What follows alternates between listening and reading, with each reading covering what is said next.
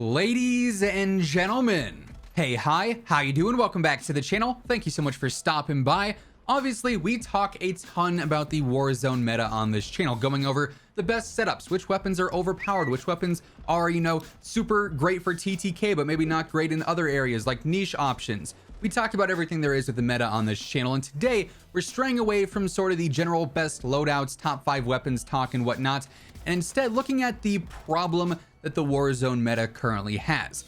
There's some issues with the meta and where it stands right now that I think are glaringly obvious, but also could be fixed in some pretty simple ways. So today, as we go through everything, if you enjoy the video at any point, let me know by dropping a like on it. It really does help grow the channel. And if you're new here, or if you have not already subscribed, every single day I got you covered with all things going on in COD. So feel free to hit that sub button and turn on those post notifications.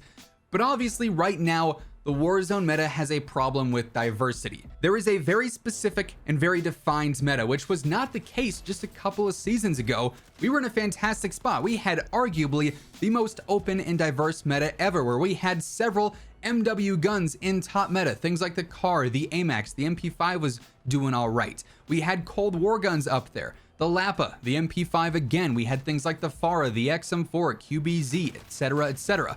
We had Vanguard guns like the Owen, the MP40. There were a ton of options just a couple of seasons ago.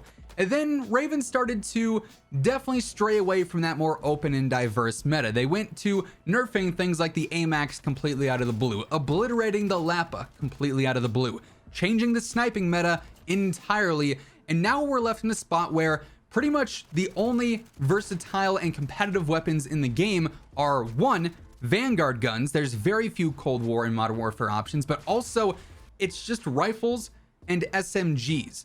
That's about it. You look at the top meta options in a top 10 loadouts video, it's going to be the Automaton, the STG, the BAR, the NZ, the MP40, the Well gun, the Owen gun, the Blixen, so on and so forth. It's a very defined Vanguard meta right now, which is interesting because this is what you'd expect back at the launch of Vanguard, right? Like obviously when Cold War dropped and was integrated into Warzone, Cold War guns were the best because they wanted players to go and jump on Cold War multiplayer, buy the game and level up guns there.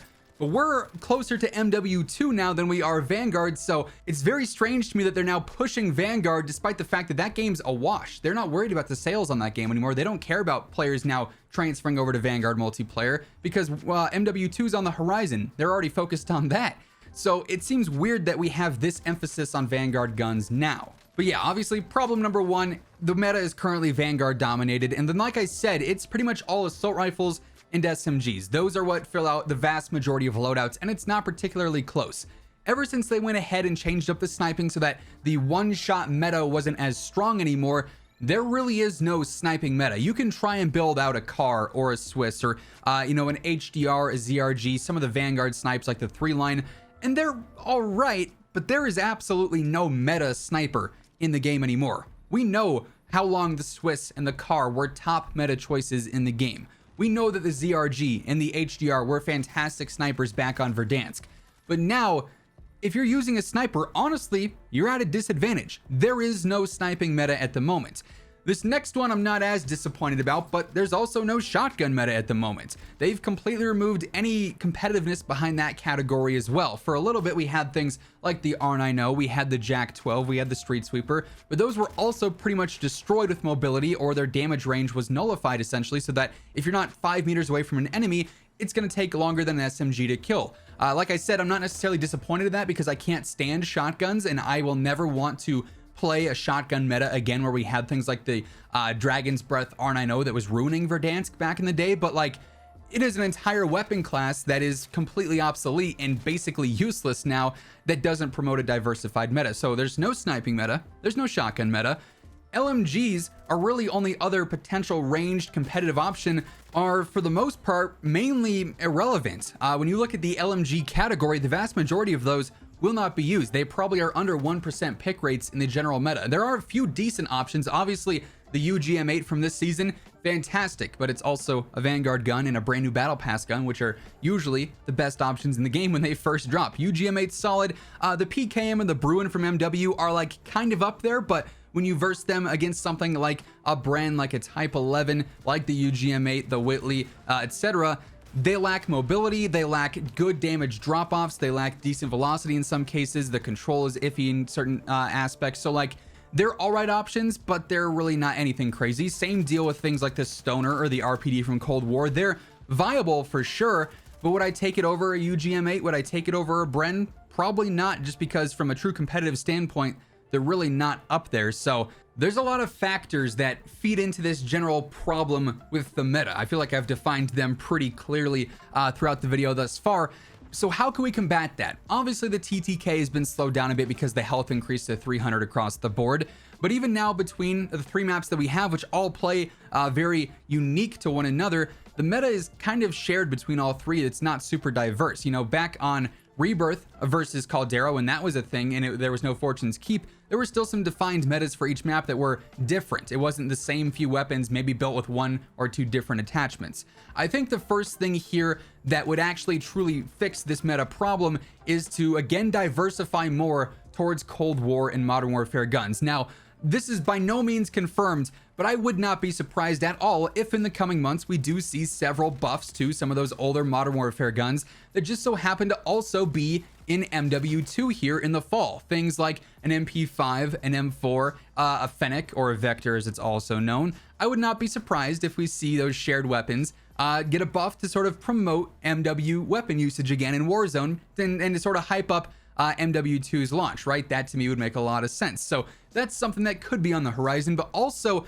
this is just my idea. And Raven, if you're listening, if anybody from Call of Duty's watching this video, feel free to, you know, throw out a hey, hi, how you doing operator quip or something if you guys like the idea. But what if we had a fully loaded LTM where you had your base Vanguard guns, those work exactly how they do now, but then we also had Modern Warfare and Cold War guns where we could kit them out with 8 attachments. We know that that's a possibility because back on Verdansk, and I think even a little bit on Rebirth, and I'm not sure if they were on Caldera, but I know they were around when Caldera was out, we had the classified Cold War weapons, which had 8 attachments on them. They were like an ultra rare, they were the red rarity card in game, you couldn't always find them, but when you did, they were great. They had 8 attachments equipped instead of 5, so the possibility is there. There's just, is it going to be acted upon? You know, would they take advantage of something like that? Which, you know, if you could throw on 8 attachments on an MW gun, speed them up a little bit, same deal with Cold War as well, suddenly they're a whole lot more competitive with the Vanguard guns. And you don't necessarily have to destroy the Vanguard meta to